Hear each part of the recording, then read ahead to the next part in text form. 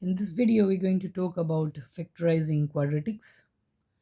Now, this concept is very useful in mathematics because in many cases we deal with quadratic equations. Now, when we are factorizing any quadratic equation, we should remember some general rules. So, first of all, you should know how a quadratic equation looks like. The general form of any quadratic equation is ax squared plus bx plus c is equal to 0. This is the general form of a quadratic equation. Right? Now, the value of a can be 1 and it can be not equal to 1. Now, when we have the value of a as 1, we call that type 1, and when the value of a is not equal to 1, it is any other number apart from 1, we call it type 2. Now, when we are factorizing any quadratic equation, type 1 and type 2 method differs. Now, in this video, I'm going to talk about only one method that will fit both the situations, type 1 and type 2.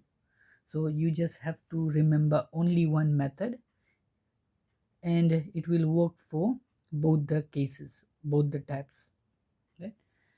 So let's do an example, and we are going to factorize one quadratic equation.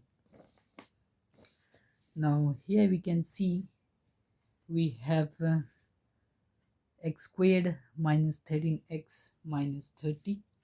We have to factorize this quadratic expression, right? This is not an equation because there is not an equal sign, so this is a expression, so we need to factorize that. Now, before factorizing, we need to list down the information given. So as you can see here, the coefficient here is 1, right? So that is our value of a. Basically, the value of b is here. This is called bx. So b is equal to negative 13, and our value of c is negative 30. Okay, so when we are factorizing this, the method that we are going to use is, we will say we need two factors that will add to give our middle term, which is negative 13, right? And the same two factors that will give us a times c, right? So a times c, which is 1 times negative 30, that will be negative 30. Okay, so negative 13 is the middle term, right? We call this b, right? And negative 30 is a times c. Now when we are going to talk about this type 2, we are going to use the same rule here. The reason why I'm doing this is just because we can have a single algorithm or a single way of doing both the types. Okay, so here if we look at the factors that will fit both the equations here is 2 and negative 15. If you do 2 minus 15, you'll get negative 13, and if you do 2 times negative 15, you'll get negative 30. So this is what we mean by finding the factors, right? Remember, this and this should be same, this and this should be same, and it should satisfy these two equation, right?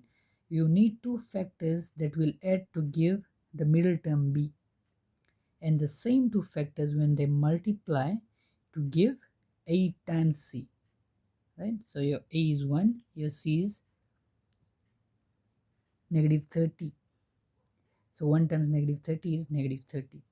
Now what we are going to do, we are going to replace all this with the middle term, right?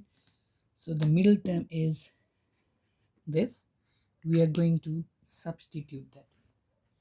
So the way we are going to do that is we are going to rewrite everything again. We will say x squared, right? Now in place of negative 13 we'll write this factors, but these factors will come with x.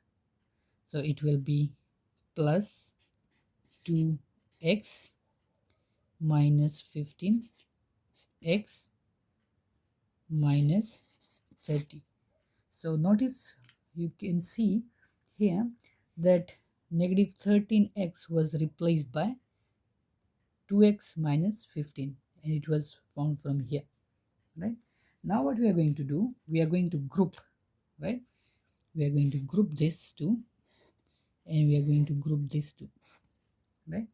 Now this method is known as factorization by grouping, right? Okay, from here we can simplify. We can see in this we have x common, so we are going to pull the x out, and inside we'll have a x, right? And then we'll have a 2. So x times x will give me x squared, and x times 2 will give me 2x, right? Here if we see, we can see that we have minus 15 common, right? That will multiply with x plus 2, right? So 15 times x will give me minus 15x, and minus 15 times 2 will give me negative 30, right? Now you can observe that inside the bracket they are same, right? And it should be same always, x minus x plus 2 and x plus 2 here. So that is what we should achieve. Now finally what we are going to do, we are going to write the factors. This x is going to go with 15, so we'll have x minus 15 as one factor, and the other factor will be x plus 2. So when we factorize this quadratic expression, this is what we get: x minus 15 into x plus 2. Okay, that's example 1.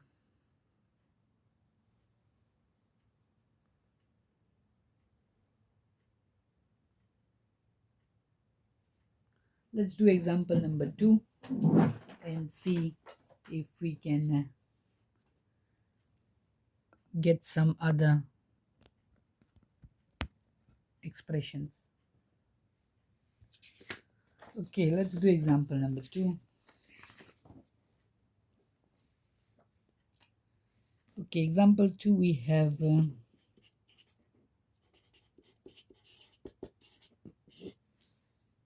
have x squared plus 3x minus 10, right?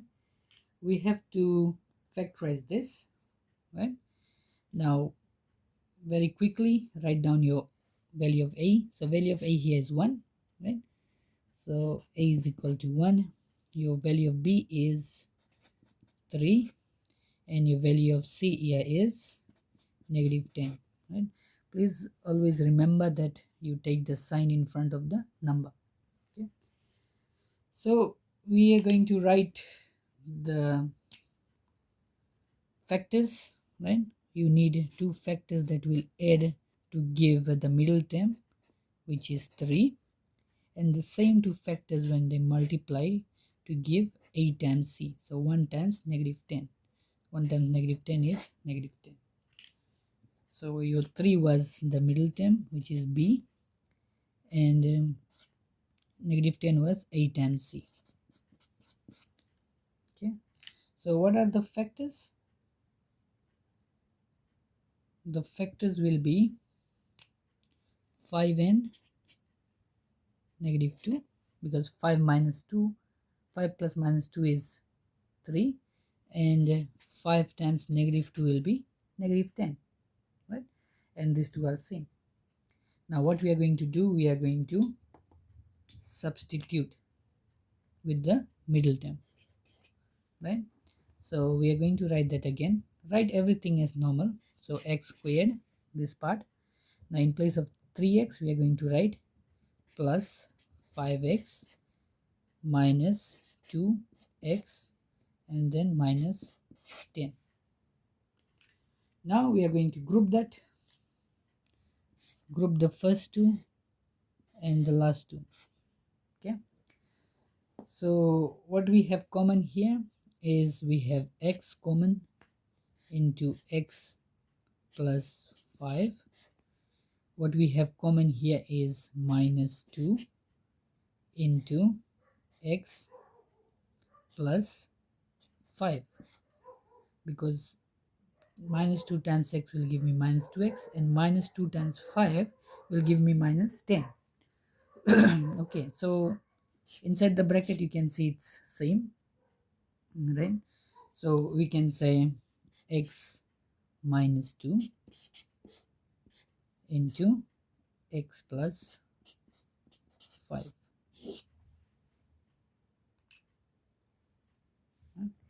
So those are the factors. Let's do an example where we have type 2. Now type 2 will have something like this. This will be part of our example 3. Example 3, we have 2x squared minus x minus 3. Now this is where we have a not equal to 1, right? We can say a is not equal to 1, and this is where we have type 2, right? Now the method that we are going to use here will be the same, right? Same method, right? We are going to write our values of a. So our value of a here is 2, value of b here is negative 1, and the value of c here is negative 3, right? Now you need two factors that will add to give the middle term, which is negative 1. Negative 1 is b, right? And the same two factors that will multiply to give a times c. So a times c here will be 3 times negative 3. 3 negative 3 times 2 is basically negative 6, right? So what are the factors? The factors will be negative 3 and 2, right? And negative 3 times 2. So negative 3 plus 2 gives me negative 1, and negative 3 times 2 gives me negative 6, right? Plus gives me this, multiply gives me this. So in both cases we have same factors that holds both the equation. Now these factors we are going to replace with the middle term, right? So write everything down again. You have 2x squared.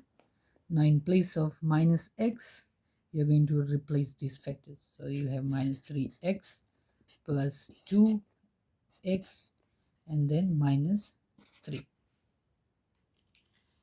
Okay, so from there, what I can do, I will group the first two and the last two. Alright.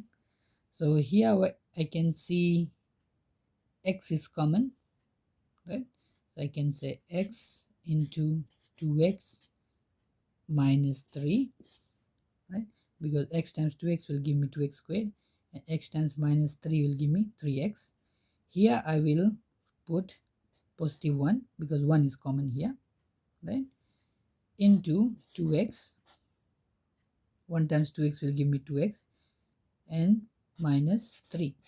1 times negative 3 will give me negative 3. Again, inside the bracket it should be same. It is, yes. So your factors will be one of this and x plus 1. So x plus 1 is one of the factor, and the other factor is 2x minus 3. So that is how we factorize a type 2 and type 1.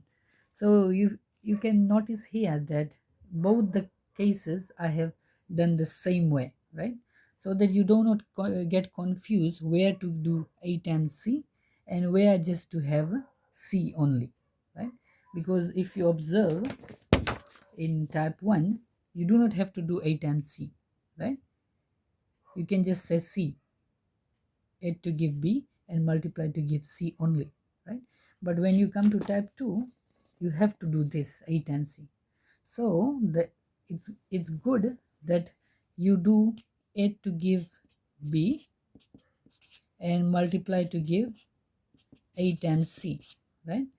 In both cases, right? It will work because here you will just have 1, and when you do a times c, any number multiplied by 1, you will be just getting that same number, right? So this method will not make you get confused, okay?